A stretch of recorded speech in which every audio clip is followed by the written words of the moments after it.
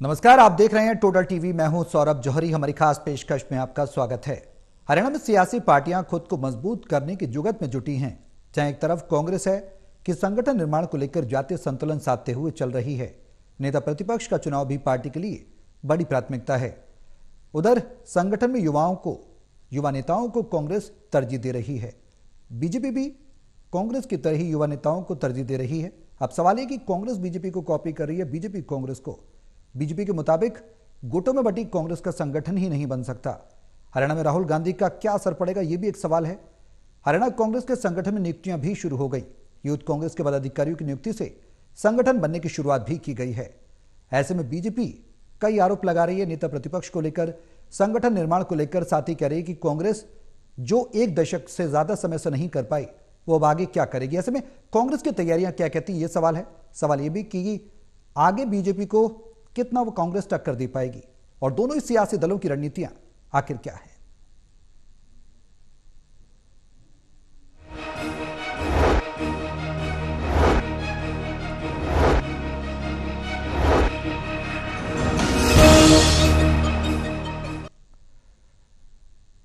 तो कांग्रेस ने प्रदेश और जिला स्तर पर यूथ यानी युवाओं की नियुक्तियां कर दी हैं। अब ऐसे में कांग्रेस की तैयारियां आगे बढ़ती नजर आ रही हैं। कितनी पुख्ता तैयारियां हैं, कितनी मजबूत तैयारियां हैं, तमाम पैनल के साथ हम चर्चा को आगे बढ़ाएंगे। लेकिन उससे पहले एक रिपोर्ट दिखाते हैं। रिपोर्ट देखिए, फिर करेंगे चर्चा शुरू।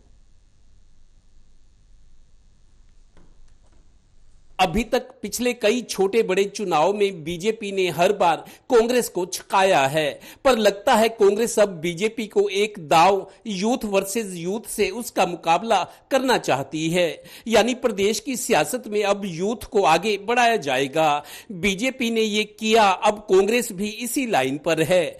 बीजेपी ने जहां संगठन और सरकार में युवा और महिला को तवज्जो दी, लगता है राहुल गांधी के चंडीगढ़ दौरे के बाद जिलाध्यक्षों की नियुक्तियों से पहले ही यूथ कांग्रेस की बड़े स्तर पर नियुक्तियां शुरू हो गई हैं। यानी कांग्रेस भी पंख खोल रही है।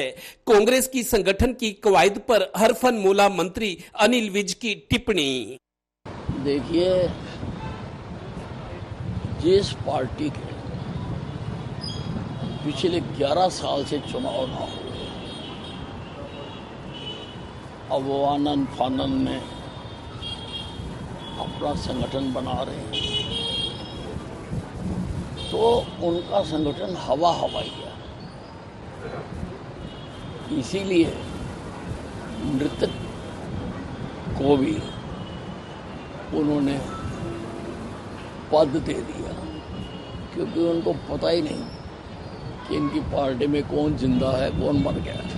उधर जिला और प्रदेश स्तर पर यूथ कांग्रेस की नियुक्तियां होने और जल्द ही जिला अध्यक्षों की नियुक्तियों पर सांसद दीपेंद्र हुड्डा ने प्रेस कॉन्फ्रेंस की। हरियाणा के अंदर एक मजबूत युवा कांग्रेस की टीम सामने आई है, और सभी को मैं अपनी तरफ से शुभकामनाएं देता हूं। युवा कांग्रेस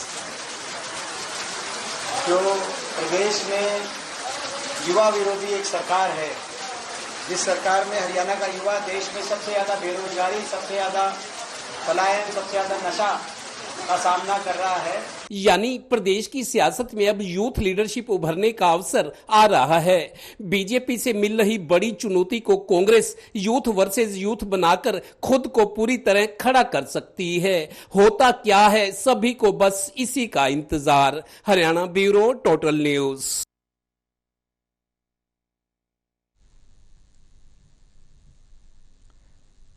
तो पार्टी की तैयारियां क्या कहती हैं, सियासी दलों की तैयारियां क्या कहती हैं, सवाल है। हालांकि कांग्रेस पर सभी की नजर है। नेता प्रतिपक्ष, जिलाध्यक्षों की नियुक्ति, ब्लॉक लेवल पर तैयारियां, बूथ स्तर पर तैयारियां, कितनी मजबूती से कांग्रेस आगे बढ़ रही है, बड़ा सवाल है। हालांकि युवाओं को दोनों ही सियासी दल, खासकर बीजेपी और कांग्रेस प्रमुख दल हैं, राजनीतिक दल, दोनों ही तरजीह दे रहे हैं। किसकी क्या तैयारियां, करेंगे चर्चा को शुरुआत करेंगे और बढ़ाएंगे आगे। हमारे सहयोगी हमारे साथ मौजूद हैं, उनका तारुफ मैं आपसे करा दूं। हिसार से टोटल टीवी के editor editor doctor Mahesh Kumar, Panipat से टोटल टीवी के एडिटर एडिटर देवेंद्र कथुरिया, वरिष्ठ पत्रकार वीरेंद्र सिंह जी हमारे साथ चर्चा में बने हुए हैं। देवेंद्र, शुरुआत में आपसे ही करना चाहूंगा, किस तरह की तैयारियां, किस सियासी दल की क्या नजर आती हैं, और जो आज कांग्रेस की तैयारियां देखने को मिली हैं खासकर प्रदेश और जिला स्तर पर, वो क्या है? क्या संगठन निर्माण की दिशा में पार्टी सही तरह से आगे बढ़ रही है?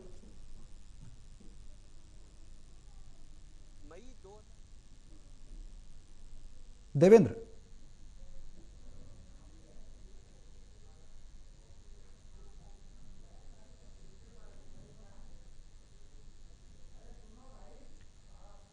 देवेंद्र, आवाज मिल रही है आपको?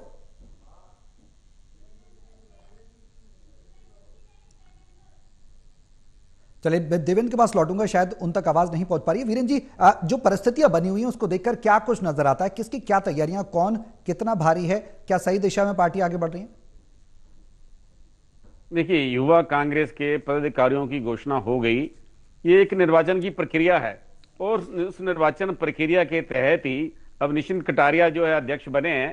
तो इस तरह से पहले जो है दिव्यांशु बुद्धि राजा भी अध्यक्ष रहे, उससे पहले जो है कुंडू भी अध्यक्ष रहे हैं। तो इस तरह से कांग्रेस ने, युवा कांग्रेस ने एक अलग सी पद्धति अपनाई है। तो उस पद्धति के अनुसार जो उम्मीदवार चुनाव में खड़े होते हैं उनकी वरीयता क्रम से उनको वोट डाले जाते हैं, जो सदस्य होते हैं वोट डालते हैं, तो उस अनुसार जो है पदाधिकारियों का चुनाव होता है। और जिला स्तर पर, ब्लॉक स्तर पर भी घोषणा पदाधिकारियों की हुई है। तो इससे कांग्रेस के कार्यकर्ताओं में उत्साह का संचार तो होगा ही, और ये भी जाएगा कि कांग्रेस का, युवा कांग्रेस का संगठन तो पहले से ही था, महिला कांग्रेस की भी पहले से थी। जो मुख्यतः कांग्रेस है उसके चुनाव नहीं हुए थे, उसकी यानी कि पदाधिकारियों की घोषणा नहीं हुई थी। अब कहने को तो कहा जा सकता है कि ये चुनाव हुए हैं, लेकिन इस चुनाव के पीछे भी किन किन नेताओं का हाथ है, यानी कि किन नेताओं का वर्चस्व है, वो स्पष्ट देखा जा सकता है। क्योंकि ये लोग जो पदाधिकारी बने हैं दीपेंद्र सिंह हुड्डा के साथ, उनकी नजदीकियां हैं। और देखिए, इनको जिताने में भी दीपेंद्र सिंह हुड्डा का काफी महत्वपूर्ण भूमिका है, पहले भी रही है। पहले भी जिस तरह से चाहे सचिन कुंडू अध्यक्ष रहे हो, चाहे दिव्यांशु बुद्धि राजा अध्यक्ष रहे हो, ये भूपेंद्र सिंह हुड्डा गुट से ही थे। और अब भी जो बने अध्यक्ष, वो भी, उनकी भी जो निष्ठा है या समर्पण भाव है वो हुड्डा गुट के प्रति ही है, क्योंकि उनको जिताने में उनकी मुख्य भूमिका रहती है। वो अपने कार्यकर्ताओं को जिताने के लिए पूरी लॉबिंग करते हैं, प्रयास करते हैं, सदस्य बनाते हैं, फिर उनको चुनाव के लिए मैदान में झोंकते हैं। ये सब एक प्रक्रिया है। लेकिन निश्चित रूप से इससे कांग्रेस में उत्साह आएगा और कार्यकर्ताओं में भी उत्साह आएगा। लेकिन ये देखना, ये पदाधिकारी जो है संगठन में कितना चला पाते हैं, संगठन में कितनी सक्रियता दे पाते हैं, किस तरह लोगों से जुड़ पाते हैं। और इस तरह से देखिए, दिव्यांशु बुद्धि राजा युवा कांग्रेस के अध्यक्ष थे, उनको चुनाव लड़ाया गया है लोकसभा का। और सचिन कुंडू जो पहले अध्यक्ष रहे हैं युवा कांग्रेस के, उनको विधानसभा का चुनाव लड़ाया गया। भले ही उनको सफलता नहीं मिली, लेकिन युवा कांग्रेस के नाते कोटे से उनको टिकट मिली और उनका हालांकि चुनावी राजनीति में प्रभाव नहीं बन पाया। लेकिन युवा कांग्रेस में जिस तरह की ये सक्रियता दिखाई दे रही है, उससे संगठन को बल मिलेगा। लेकिन भारतीय जनता पार्टी की अलग से व्यवस्था है। तो भारतीय जनता पार्टी अपने पदाधिकारियों की घोषणा करती है। युवा मोर्चा के जो पदाधिकारी होते हैं जिला स्तर के, प्रदेश स्तर के और प्रभारी हैं, वो भी तय किए जाते हैं। हालांकि कांग्रेस में, युवा कांग्रेस ने प्रभारी तो तय नहीं किए हैं, वो अभी तक तो जिला व ब्लॉक स्तर के जो पदाधिकारी बनाए गए उनकी सूची जारी होगी है। और ये माना जा सकता है कि कांग्रेस में सक्रियता का संचार होगा। और ये देख, जहां तक गुटबाजी की बात है वो तो रहने वाली है। वो उस गुटबाजी पर अंकुश तो लग सकता है, लेकिन समाप्त नहीं हो सकती। और समाप्त होगी भी कैसे? क्योंकि जब चुनाव लड़ाने वाले ही बड़े नेता होते हैं, वो उनके समर्थकों में रस्साकशी रहती है। अब ये भी आकलन किया जाएगा कि किस नेता के कितने समर्थक बने। तो इस तरह से एक तरह से कांग्रेस में जो एक वर्चस्व की होड़ लगी हुई है, वो जो होड़ है वो होड़ तो कायम रहने वाली है, उसमें कोई परिवर्तन आने वाला नहीं है। देवेंद्र, सुन पा रहे हैं आप? देवेंद्र, आवाज मिल रही है? जी सौरभ जी। देवेंद्र, राहुल गांधी अभी चंडीगढ़ दौरे पर हमने देखा बीते दिनों रहे हैं, और एक कहीं ना कहीं संजीवनी मंत्र भी वो फूंक कर गए हैं कांग्रेस कार्यकर्ताओं के अंदर। ये जो नियुक्तियां हुई हैं प्रदेश और जिला स्तर पर, राहुल गांधी का कितना असर इन नियुक्तियों में देखने को मिल रहा है, या यूं कहें शीर्ष नेतृत्व का कांग्रेस के कितना असर देखने को मिल रहा है? बीजेपी की बात भी करेंगे, लेकिन पहले कांग्रेस। देखिए सौरभ, जिस तरीके से पुलिस वाले एसआईटी बनाते हैं, काम तो सामान्य तौर पे पुलिस करती है, लेकिन कोई मामला विशेष हो तो एसआईटी बनाई जाती है, स्पेशल इन्वेस्टिगेशन टीम, या स्पेशल एसटीएफ होता है, स्पेशल टास्क फोर्स एसटीएफ। तो मेरे को लगता है राहुल गांधी जिस तरीके से हरियाणा में आए हैं, चंडीगढ़ में, कांग्रेसियों को काफी उम्मीद थी, क्योंकि कांग्रेस नुकसान बहुत उठा चुकी है। सारे चुनाव, निकाय चुनाव में, विधानसभा चुनाव, जीते हुए चुनाव जो लग रहा था कि कांग्रेस चुनाव जीत रही है, और कांग्रेसियों ने पोस्टर लगा दिए थे, आ रही है कांग्रेस, दीवारों पर, पानीपत में भी लगे और जगह भी, लेकिन आ गई बीजेपी। तो अब जब अपनी गलतियों को महसूस कर रहे हैं, सबक सीखा है, संगठन नहीं था, गुटबाजी थी, और तीसरी बात जो थी, जो कदम उठाए गए थे वो नाकाफी थे, और ज्यादा फुल प्रूफ कदम नहीं थे जिसके नतीजे नहीं आए। यही वजह है कि अब संगठन को तेजी से बनाया जा रहा है और जल्दी जल्दी नियुक्तियां हो रही हैं। और जो गलतियां की हैं, देखिए बीजेपी का टेस्टेड फार्मूला है, जैसे एक फैक्ट्री से कार निकलती है ना, मारुति उद्योग से, कार के ऊपर लिखा होता है शीशे पे एक स्टिकर, टेस्टेड ओके।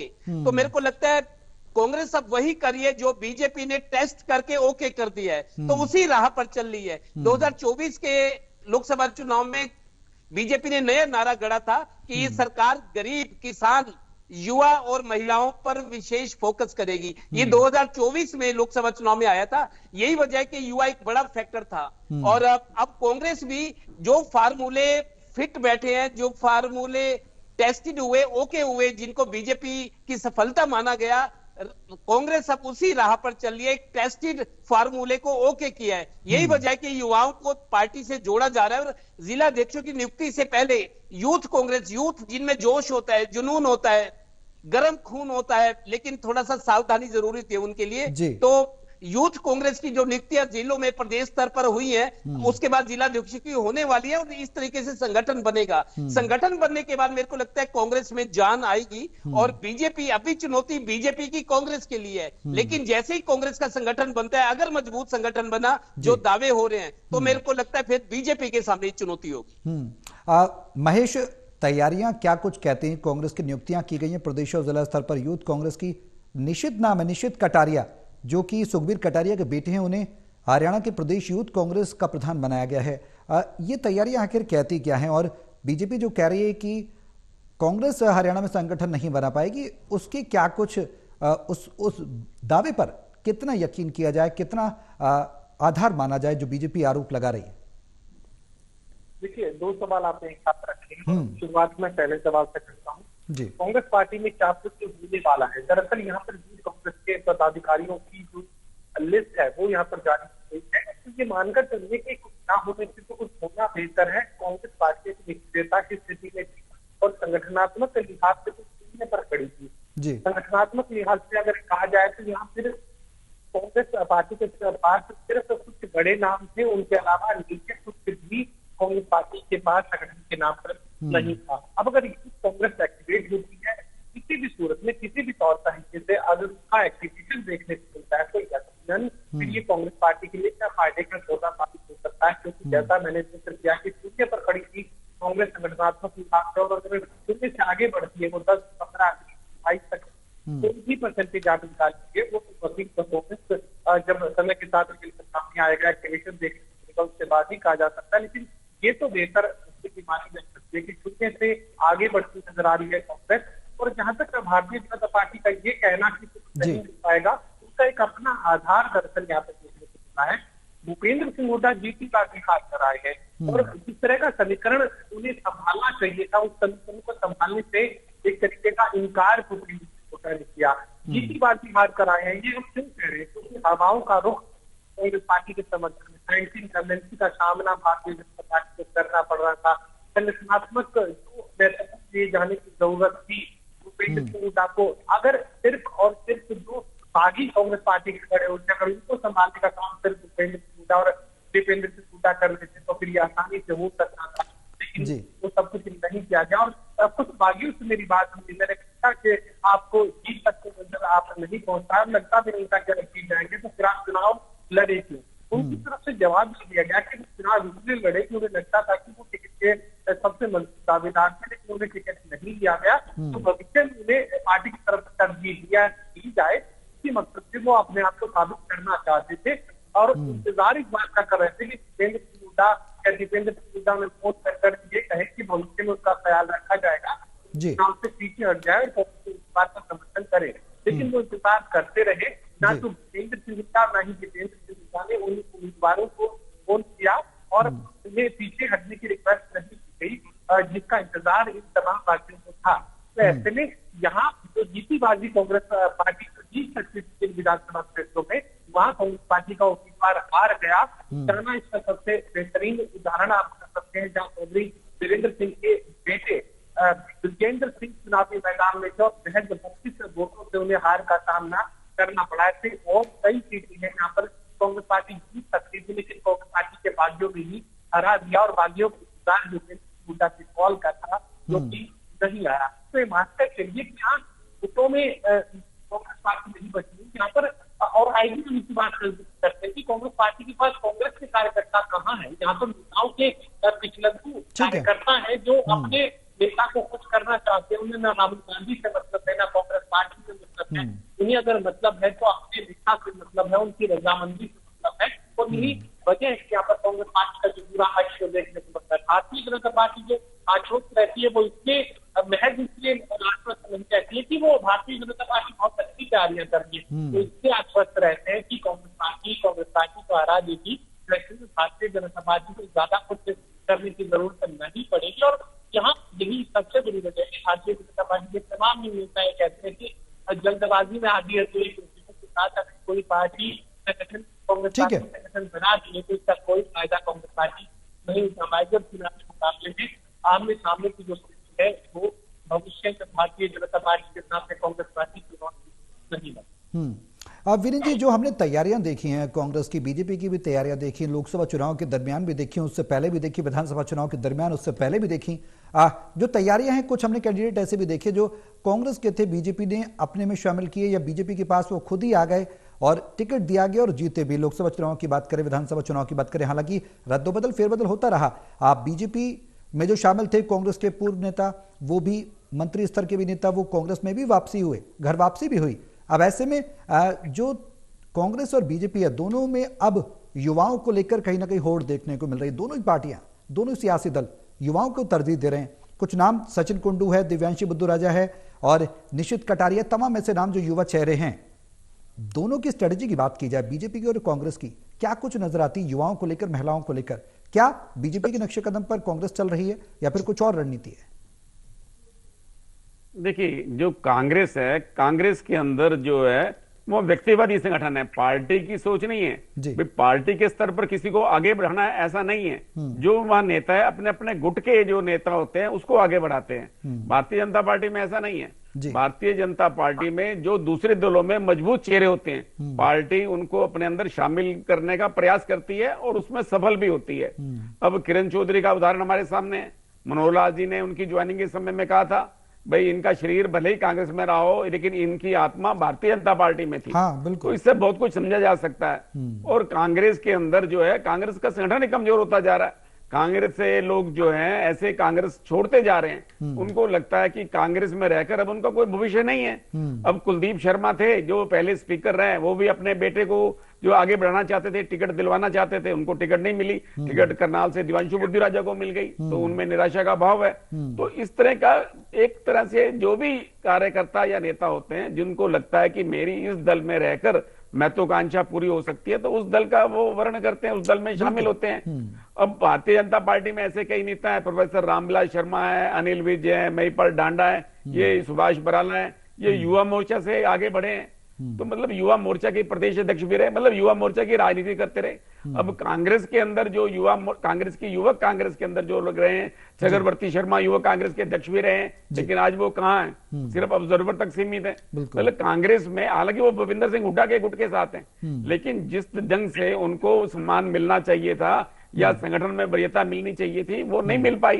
तो युवा कांग्रेस के अंदर दिव्यांशु बुद्धू राजा को और सचिन कुंडू को टिकट तो मिल गई, लेकिन चुनावी राजनीति में सफल नहीं हो पाए। तो ये कई कारण रहते हैं। अरे भारतीय जनता पार्टी की अपनी रचना है, भारतीय जनता पार्टी कांग्रेस की नकल नहीं करती। हाँ, कांग्रेस में अब राहुल गांधी ने अवश्य कुछ परिवर्तन किए हैं और परिवर्तनों में देखिए कितना कुछ सफल हो पाएंगे, लेकिन वर्चस्व तो नेताओं का है। जब नेता ही अपने ढंग से संगठन चलाएंगे तो संगठन का स्वतंत्र और निष्पक्ष कैसे हो सकता है? अगर जो प्रदेश अध्यक्ष हैं उदय भान, वो आपको भूपेंद्र हुड्डा के साथ प्रेस कॉन्फ्रेंस करते मिल सकते हैं, लेकिन कभी आपने उनको रणदीप सुरजेवाला या कुमारी शैलजा के साथ प्रेस कॉन्फ्रेंस करते देखा है? ऐसा देखा ही नहीं। क्योंकि देखिए वो भी क्या एक गुट के अध्यक्ष बनकर रह गए या पूरी पार्टी के अध्यक्ष हैं? ये एक चिंतन की आवश्यकता है और दूसरे नेताओं को भी सोचना पड़ेगा। अगर कुमारी शैलजा चुनाव के समय में खामोश हो गई तो उसका नुकसान किसको हुआ? भाई अगर उनको अपनी व्यक्तिगत छवि की इतनी चिंता थी तो पार्टी की चिंता तो की नहीं, तो पार्टी को नुकसान हुआ। अगर भूपेंद्र सिंह हुड्डा ने अपने गुट के लोगों को टिकट ज्यादा दिया तो नुकसान किसको हुआ? पार्टी को हुआ। तो देखिए नेता, अगर मान लीजिए अगर ये नेता अपने व्यक्तिगत प्रतिष्ठा को छोड़कर पार्टी के हित के लिए काम करते, अपनी महत्वाकांक्षा को त्याग देते, तो आज कांग्रेस की स्थिति दूसरी होती। तब ये नेता अपने जो ढंग से संगठन चलाने की बात कर सकते थे, लेकिन ये इन्होंने अपनी महत्वाकांक्षा को सर्वोपरि रखा और इसका नुकसान कांग्रेस को भुगतना पड़ा। और अभी भी वही हालात बने हुए हैं, कोई स्थिति में परिवर्तन नहीं आया हुआ। अभी भी ये नेता एक मंच पर एक साथ नहीं आ सकते। अगर राहुल गांधी इनके हाथ मिलावा भी दे तो ये कोई स्थायी नहीं है, ये अस्थायी व्यवस्था रहने वाली है, क्योंकि इनकी अपनी महत्वाकांक्षा इसमें आड़े आ रही है। ठीक है देवेंद्र, ये जो तैयारियां हैं, जो अपनी अपनी महत्वाकांक्षाएं हैं, स्वयं का स्वार्थ है, वो पार्टी के स्वार्थ से ऊपर हो जाता है। हम अक्सर कांग्रेस के अंदर देखते हैं। अब जो 30 तारीख का समय दिया गया, उससे पहले भाई संगठन का निर्माण होना है, जिला अध्यक्षों की नियुक्ति होनी है, बूथ स्तर पर मजबूत करना है पार्टी को। क्या सही दिशा में पार्टी आगे बढ़ रही है? हालांकि हम लगातार चर्चा कर रहे हैं कि खींचतान है और शीर्ष नेतृत्व के अलावा प्रदेश स्तर पर जो भूपेंद्र हुड्डा है, एक बड़ी भारी भरकम नेता हैं हरियाणा कांग्रेस के अंदर, उनका हस्तक्षेप क्या दखल कम हो पाएगा? देखिए सौरभ, दो बातें हैं। एक तो राहुल गांधी ने हरियाणा का मामला हाईकमान ने, राहुल गांधी ने अपने हाथ में ले लिया। ये वो दोहराया भी जा रहा है और महसूस भी किया जा रहा है कि हरियाणा के प्रदेश नेताओं के बस में या उनके हाथ में अब नहीं है कि कांग्रेस कैसे चलेगी। राहुल गांधी बोल भी गए और हाईकमान मल्लिकार्जुन है और बड़े नेता कह गए हैं कि राहुल गांधी हरियाणा को लेकर सीरियस है, क्योंकि हरियाणा में बीजेपी की सरकार आने से पहले तकरीबन हरियाणा की सरकार रही है, कई मुख्यमंत्री रहे हैं। यहाँ के मुख्यमंत्री केंद्रीय में उनको मंत्री चौधरी बंसी लाल थे, भजन लाल थे, उनको केंद्र में भी ले जाया गया क्योंकि गुटबाजी तब भी थी। बंसी लाल चौधरी, बंसी लाल थे, भजन लाल थे, उनमें भी गुटबाजी थी। एक को मुख्यमंत्री बनाया कि दूसरे को केंद्र में ले गए। चूंकि कांग्रेस कई अवस्थाओं से गुजरी है, अब जब राहुल गांधी चंडीगढ़ आए, जिस तरीके की बात कर गए, आदेश दे गए और अब ये कह गए कि जैसे किसी कंपनी का सीईओ होता है, सीईओ नीति बनाता है और रिजल्ट चाहता है, राहुल गांधी का अंदाज वो था। और राहुल गांधी जिस तरीके से आए, जिस तरीके की उनका अंदाज और जिस तरीके के आदेश दे गए, तो मेरे को लगता है कांग्रेसियों ने उसको गंभीरता से लिया है कि जो हो गया उसको भूल जाओ, आगे की तरफ देखो। तो उसी का नतीजा है कि देखिए, जिला अध्यक्षों की नियुक्ति 30 जून तक होनी है, लेकिन 30 जून से पहले जो मेरे को पता है 25 तारीख तक ऑब्जर्वर, जो केंद्रीय ऑब्जर्वर हैं, जो एआईसीसी के 22 ऑब्जर्वर हैं, वो सब अपने नाम 25 तारीख को या कोई 26-27 तक भी हो सकता है, परिस्थितियां अलग अलग है जिलों की, तो वो नाम भेज देंगे। उसके बाद हाईकमान को फैसला करना है। और मेरे को एक कांग्रेस के बड़े नेता ने, जो दिल्ली में जिनका आना जाना है, उनका ये कहना है कि 30 जून तक जिलाध्यक्ष बन जाएंगे। अगर नहीं बने, हद से हद जुलाई के पहले हफ्ते तक जिलाध्यक्ष आपके सामने आ जाएंगे। और जिलाध्यक्षों से पहले इन्होंने युवाओं की जो नीचे की जो सपोर्ट करेंगे, नीचे से जो बेस बनाएंगे यूथ कांग्रेस के जिलों में, प्रदेश अध्यक्ष की नियुक्तियां हो चुकी है। ये भी जाहिर है, ये भी सामने है कि भूपेंद्र हुड्डा जो प्रदेश अध्यक्ष बने हैं यूथ के, वो सुखबीर कटारिया के बेटे हैं। सुखबीर कटारिया भूपेंद्र सरकार की कैबिनेट में खेल मंत्री रहे थे और भूपेंद्र हुड्डा के करीबी हैं। और दूसरा जो वाइस प्रेसिडेंट बने हैं यूथ के, वो दीपेंद्र के करीबी है। मतलब एक भूपेंद्र के, एक दीपेंद्र के बने यही है। और तो उसमें भी वर्चस्व देखने को मिल रहा है देवेंद्र। हाँ, आज स्थिति जो कांग्रेस की है, भूपेंद्र दीपेंद्र के बिना कांग्रेस का मजबूत होना या आगे बढ़ना या बीजेपी का मुकाबला करना मुश्किल लगता है। ठीक है। अब महेश, कमजोरी पर कांग्रेस काम क्यों नहीं कर पा रही है और इस बार भी वही स्थिति बन रही है जो अक्सर देखते रहे, हम देखने को मिलती रही है? संक्षेप में बताएं। देखिए, कमजोरी पर कांग्रेस इसलिए काम नहीं कर पा रही, जैसा मैंने जिक्र किया था, यहाँ पर नेताओं के चेहरों के साथ अपने अपने नेताओं को खुश करने की कोशिश करते हैं। कांग्रेस पार्टी को क्या मिला, कैसे पार्टी को मजबूत करना, इस दिशा में ना तो ये पार्टी के शीर्ष नेता समझते हैं, सोचते हैं, और ना ही ये अपने नीचे जो तमाम छोटे जिला स्तर के कार्यकर्ता है उनको काम के लिए प्रेरित करते हैं। यहाँ अगर किसी को कुछ चाहिए तो खुद की मजबूती चाहिए। कांग्रेस पार्टी को मजबूती से लेना देना इन शीर्ष नेताओं का नहीं है, और यही वजह की कांग्रेस पार्टी को बेहद बुरे घटना का सामना करना पड़ता है। भले ही भारतीय जनता पार्टी द्वारा कलेक्टर का फायदा भी कांग्रेस पार्टी के लोग नहीं उठा पाए, कांग्रेस नहीं कांग्रेस को हरा दिया और फायदा भारतीय जनता पार्टी को। ठीक है, चलिए, बहुत शुक्रिया आप सभी का हमारे साथ इस चर्चा में शामिल होने के लिए। तो हरियाणा में जहां कांग्रेस अपने संगठन बनाने की जुगत में जुटी हुई है, 30 तारीख तक जिलाध्यक्षों की नियुक्ति होनी है, उसके बाद नेता प्रतिपक्ष होगा और पार्टी मजबूती से आगे बढ़ेगी, ये ऐसा देखने को मिल रहा है, क्योंकि नियुक्तियां तैयारियां तो यही कहती हैं। लेकिन बीजेपी कई सवाल खड़े कर रही है। बीजेपी कह रही है जो पार्टी संगठन नहीं बना पाई वो नेता प्रतिपक्ष क्या देगी, और पार्टी में आपसी बगावत, अंदरूनी फूट जो है वो पार्टी को संगठन नहीं बनाने देगी। ऐसे में कौन किस पर भारी है, ये कहना बिल्कुल भी इसमें कोई दो राय नहीं है कि बीजेपी की तैयारियां भी कांग्रेस से ज्यादा हैं। क्या कांग्रेस बीजेपी को टक्कर दे पाएगी, संगठन मजबूत खड़ा कर पाएगी, नेता प्रतिपक्ष दे पाएगी और जो गुटबाजी उसे खत्म कर पाएगी? ये तमाम सवाल हैं जो भविष्य के गर्भ में जिनके जवाब छुपे हुए हैं। धीरे धीरे समय के साथ तस्वीर साफ होगी। मेरे साथ इस खास पेशकश में अभी के लिए बस इतना ही। नमस्कार।